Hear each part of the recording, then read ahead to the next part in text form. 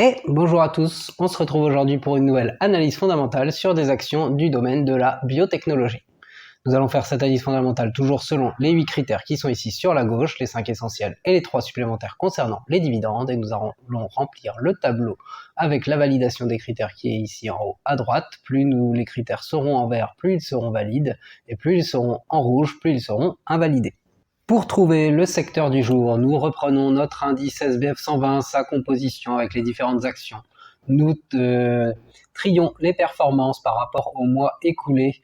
Et parmi ces meilleures performances, nous regardons d'un point de vue momentum ce qui s'est passé sur les 5 mois et demi depuis le début de l'année et depuis un an à peu près pour voir que toutes ces tendances soient vertes.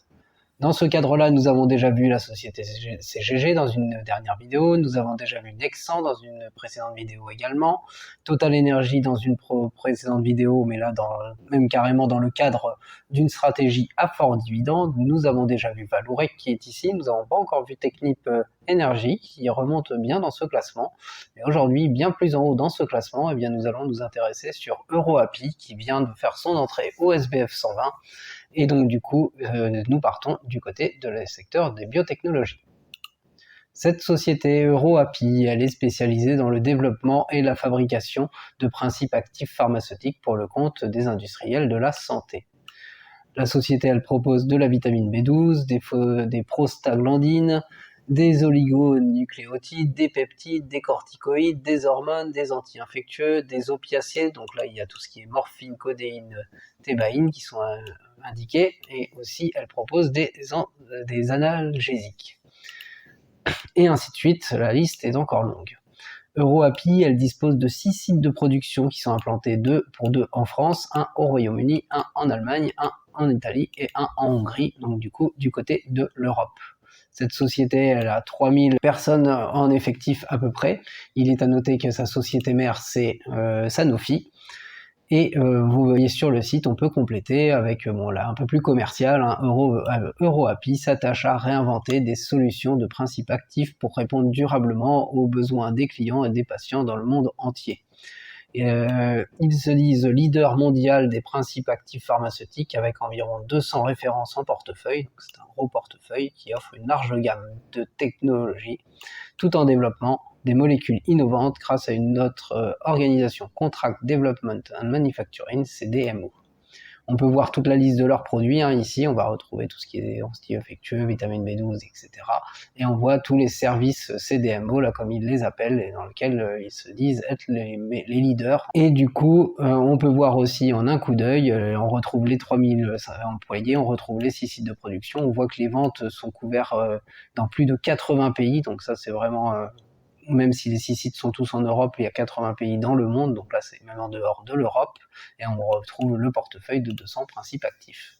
Même s'il y a souvent moins d'informations sur des biotech comme celle-ci, le fait que sa société mère soit Sanofi, que la société soit quand même bien implantée avec des clients un peu partout, bien implantés en Europe, et qu'elle se dit leader avec un gros portefeuille aujourd'hui, nous pouvons mettre du vert côté business, même si cela reste une biotechnologie, donc un peu plus difficile à suivre des fois.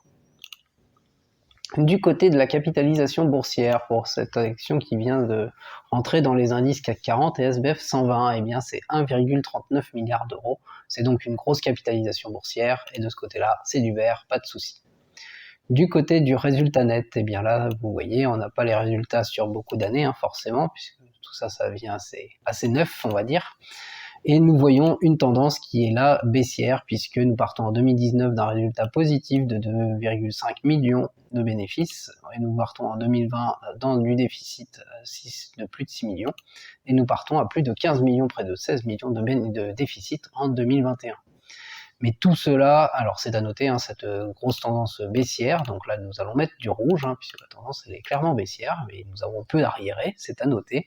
Et ce qui est surtout à noter, eh bien, c'est que normalement on repasse en positif et très largement en positif à partir de 2022, et après tout droit jusqu'en 2024, les estimations c'est vraiment un tout droit au niveau de la croissance des bénéfices du résultat net. Et donc c'est cette inversion de tendance qui est importante à noter, puisque effectivement on price souvent les futures estimations. Donc si les estimations se confirment, eh bien ça devrait faire un peu un tout droit.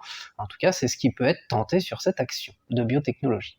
Et pour l'instant, ce critère, avec les résultats actuels, nous ne pouvons que le mettre en rouge. Le cours de bourse, il s'affiche ici, très peu d'arriérés aussi, puisque là on a un peu plus d'un mois d'arriérés, même oui c'est ça, un tout petit peu plus d'un mois d'arriérés, mais sur un mois, eh bien c'est tout de même 8,69% de hausse, donc c'est une forte hausse pour un mois. Attention quand même, il n'y a que un mois d'arriéré, donc nous allons mettre ce critère en vert, mais même réponse que pour tout à l'heure où nous mettons le critère en rouge, là il faut faire attention parce qu'il y a très peu d'arriéré ici et les débuts de cotation d'une action peuvent être un peu difficiles avec des fois un cours qui va bien fortement augmenter puis fortement chuter avant de se stabiliser et de retrouver davantage de choses derrière. Donc attention si vous voulez faire rentrer sur cette action à votre prix d'entrée sur l'action, mais pour l'instant, ce critère, nous ne pouvons que le mettre en vert. Le PER, le ratio cours sur bénéfice, eh bien vous voyez qu'il ne s'affiche pas effectivement, comme nous l'avons vu, les résultats en 2021 sont négatifs pour le moment, et comme il n'y a pas encore les résultats 2022 qui apparaissent, le PER il n'est pas encore calculé ici. Si nous prenons le PER estimé avec le cours de bourse actuel et les estimations de résultats, si tout se confirme, on va dire, et que le cours il faisait du surplace, ça ne peut pas exister, mais ça va donner une idée, le PER serait dans la zone orange vers les 26, 28, selon les différents sites et les différentes estimations. Donc ça, tout ça avec le cours de bourse actuel et si les estimations sur les résultats se confirment. Côté dividende, eh bien vous voyez la ligne, il n'y a pas de dividende comme pour beaucoup des biotechnologies, c'est pas toutes, mais il y en a un certain nombre qui ne versent pas de dividende comme société. Nous allons donc mettre en gris le critère de l'évolution de dividende puisqu'il n'y en a pas. En rouge, le pourcentage est à 0%, les dividendes versés puisqu'il n'y a 0% de rendement. Et par contre, au niveau de la distribution, l'entreprise elle garde tout son argent, donc tous ses bénéfices pour les réinvestir. Pour trouver la deuxième entreprise du côté de l'Europe, revenons sur la carte thermique des marchés boursiers. Du côté du stock 600, les 600 plus grandes capitalisations européennes, nous partons sur la technologie de la santé, donc ces entreprises ici. Affichons-les ici. Sur un mois, on va afficher un peu plus de détails. Voilà, on voit qu'en vert, il n'y en a pas beaucoup quand on prend des gros critères comme ça. Il y a Sartorius, il y a Novo Nordisk, il y a Argenx, il y a Bachem ici. Voyons voir sur 3 mois lesquels restent. Si nous faisons ça, il n'y en a plus que 2. Il y a Novo Nordisk ici et Argenx. Et sur 6 mois, entre ces deux restantes, qu'avons-nous? Eh bien, on a Argenx qui reste en vert alors que Novo Nordisk est ici en gris. Donc, même si elle est en augmentation, nous allons partir sur la société Argenx. Argenx SE, c'est une société internationale spécialisée en immunologie qui a pour objectif d'améliorer la qualité de vie des personnes atteintes de maladies graves, auto-immunes et de cancer. Elle travaille en partenariat avec les meilleurs chercheurs universitaires dans le cadre de son programme Immunology Innovation Programme et elle vise à concrétiser ses avancées en immunologie en créant un portefeuille mondialement reconnu de nouveaux médicaments à base d'anticorps. Argenx, elle teste un nom efgartigimod sur de nombreuses maladies auto-immunes graves, ainsi que le cusatuzumab dans le cadre du cancer du sang en collaboration avec Janssen.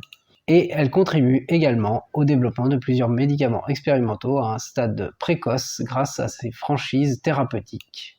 Argenx, elle possède ses bureaux en Belgique, c'est pour ça qu'elle est du côté de l'Europe, mais aussi du côté des États-Unis et du côté du Japon.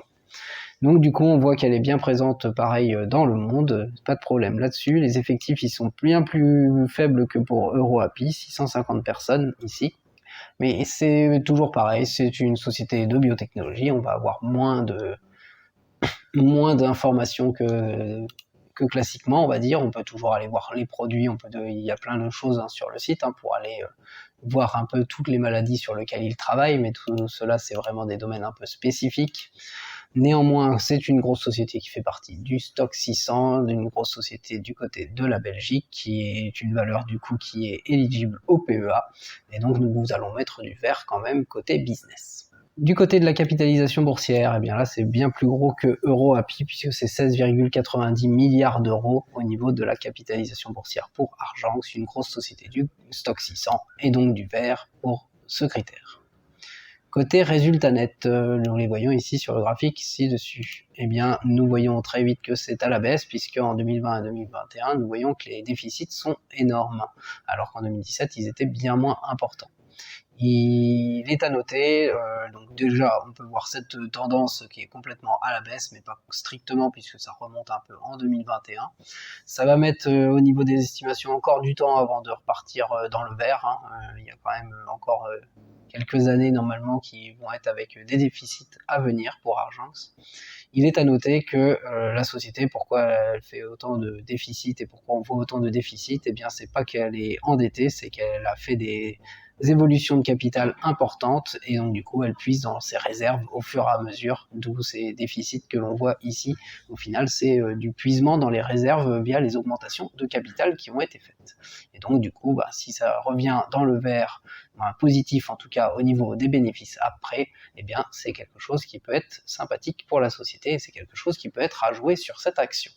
Mais pour l'instant, pour cette tendance, eh bien, elle apparaît bien négative et donc elle apparaît en orange ici pour le résultat net, son évolution sur les 5 dernières années. La capitalisation boursière, eh bien vous la voyez, elle est complètement à l'opposé et là c'est une énorme augmentation, c'est 1588% sur les 5 dernières années. Donc là c'est sans appel du vert pour ce critère et c'est pas sur 3 ans que ça va changer grand chose, puisqu'avec une telle augmentation, si nous prenons même plus que 14 juin, nous avons encore 184% d'augmentation depuis les 3 dernières années. C'est donc vraiment des grosses augmentations que nous voyons ici, et donc du coup, nous pouvons mettre du vert pour ce critère sans hésiter. Le PER, le ratio cours sur bénéfice, eh bien, comme pour la société précédente EuroAPI, nous voyons ici que les résultats là, ils sont bien en négatif, et donc du coup le PER n'est pas calculé, hein, puisque c'est diviser le cours de l'action par des résultats, mais on ne divise pas par 0. Un PER négatif, ça n'a pas vraiment de sens, en tout cas pas pour ce ratio. Et donc du coup, eh bien, c'est un PER que nous mettons complètement dans notre zone rouge. Et comme je vous l'ai dit que là par contre, eh bien, ça va continuer un peu dans le négatif, il n'y a pas d'estimation à donner sur le PER futur pour le moment. Du côté des dividendes, eh bien, c'est exactement le même constat que pour EuroAPI. C'est une société qui ne verse pas de dividendes et heureusement, elle puise déjà pas mal dans ses réserves, dans l'augmentation de capital qui a été faite. Et donc heureusement qu'elle ne verse pas de dividendes avec cet argent-là, mais qu'elle l'utilise pour le réinvestir. Et donc nous allons mettre les critères comme pour une entreprise qui ne verse pas de dividendes, c'est-à-dire du gris pour l'évolution de ces dividendes, du rouge avec 0% pour le rendement du dividende et du vert avec 0% pour le ratio de distribution. Allons chercher la troisième entreprise du côté des États-Unis. Nous retournons sur la carte thermique des marchés boursiers, cette fois-ci sur le S&P 500, les 500 plus grosses capitalisations du côté des États-Unis. Nous partons sur le secteur de la technologie de la santé. Voici toutes les actions. Nous trions sur un mois et là on en a pas mal qui restent en vert pour le moment. Nous, ce qui va surtout nous intéresser, vous allez voir, c'est Viatris ici, Waters ici, Catalan ou Vertex Pharmaceutical.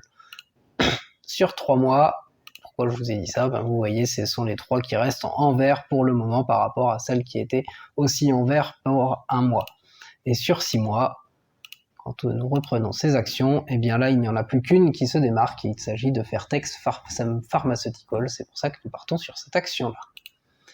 Vertex Pharmaceutical, c'est un laboratoire de biotechnologie international spécialisé dans la recherche scientifique et le développement de médicaments innovants contre les maladies graves, avec des traitements disponibles dans la mucoviscidose. Elle a été fondée en 1989 du côté des États-Unis et le siège social monde de Vertex se trouve aujourd'hui dans l'Innovation District de Boston. Son siège international, lui, est basé à Londres. Vous voyez, il y a même plusieurs sièges.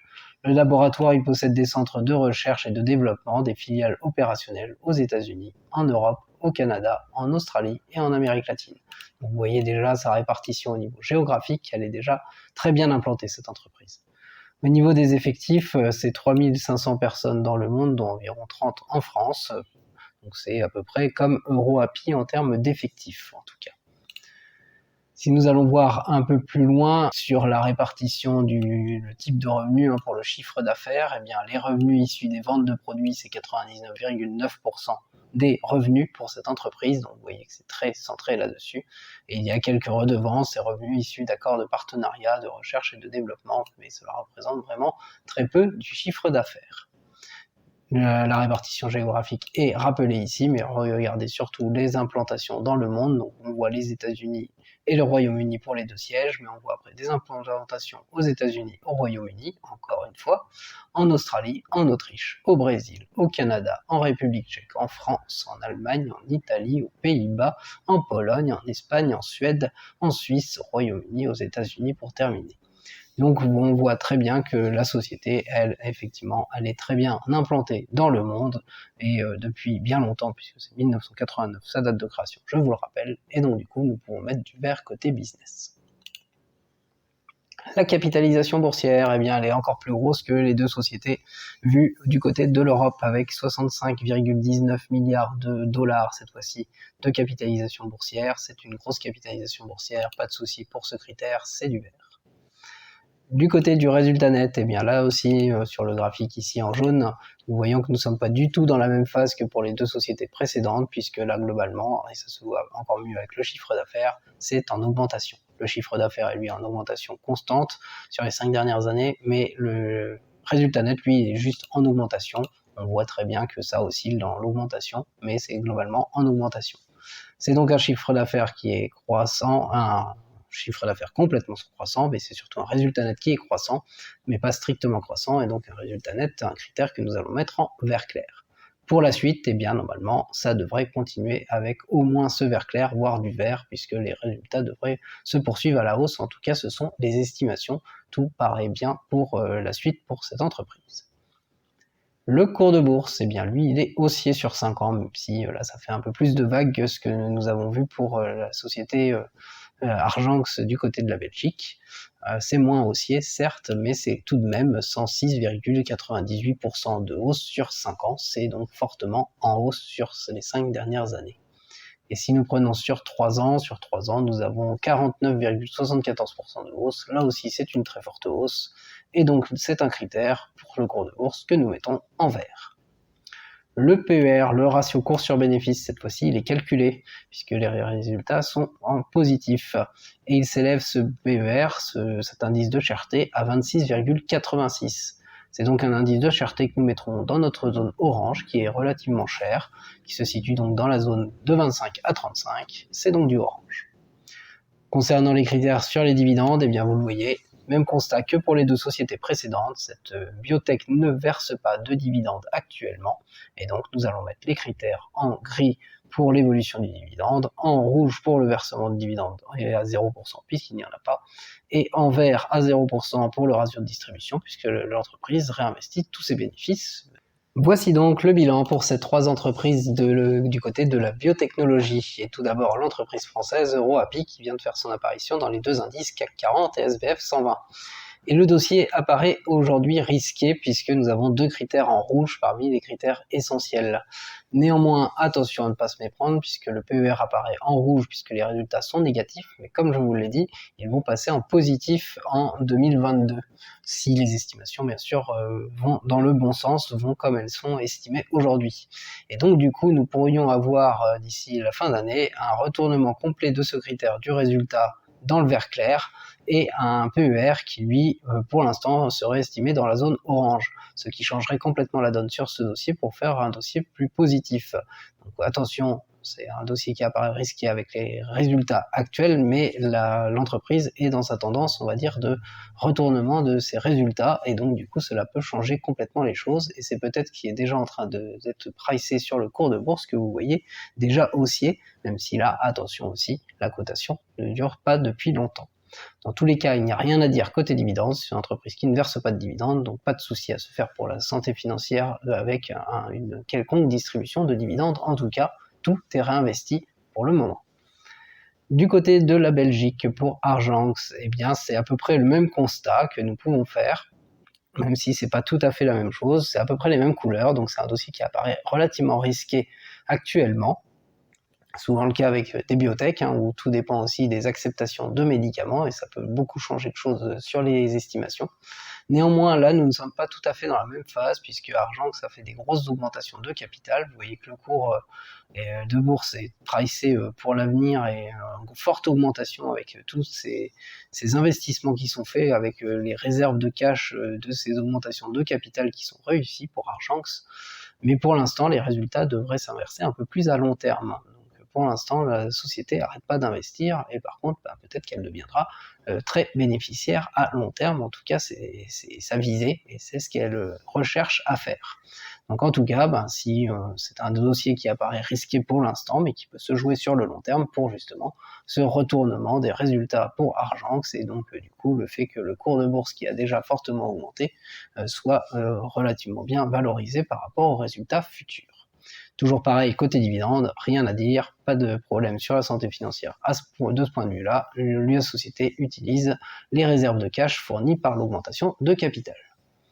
Du côté de Vertex Pharmaceutical, du côté des États-Unis, là c'est complètement différent. Nous avons un dossier bien plus positif, puisque parmi les 5 critères essentiels, le seul qui n'apparaît pas en vert ou en vert clair, c'est le PER qui est dans la zone un peu chère, mais pas non plus très élevé dans cette zone d'un peu chère. Et avec les résultats qui normalement vont continuer au moins en vert clair, voire en vert, eh bien c'est ce qui est déjà peut-être pricé dans les cours de bourse, et ce cours de bourse qui est globalement haussier. Donc toujours pareil, faire attention à son entrée au niveau de son prix d'entrée. Ça reste aussi une biotech, donc en fonction des refus et des acceptations de médicaments, eh bien les estimations pour l'avenir pourraient forcément changer, mais cette société qui est déjà bien plus implantée, on va dire, dans le monde que les 2 précédentes, en tout cas, et nous avons vu toutes les implantations, et qui fait déjà des bénéfices, eh bien elle, c'est plutôt un suivi de tendance qui peut être joué sur cette action qui apparaît un dossier relativement positif. Et là encore, pas de souci à se faire sur les dividendes, pour l'instant, elle n'en verse pas. Je vous laisse ici avec ces sociétés de biotechnologie qui sont toujours un peu particuliers comme secteur, mais il faut bien le voir aussi, ça peut être intéressant, ça peut vous intéresser. En tous les cas, je vous souhaite une très bonne journée et je vous dis à très bientôt.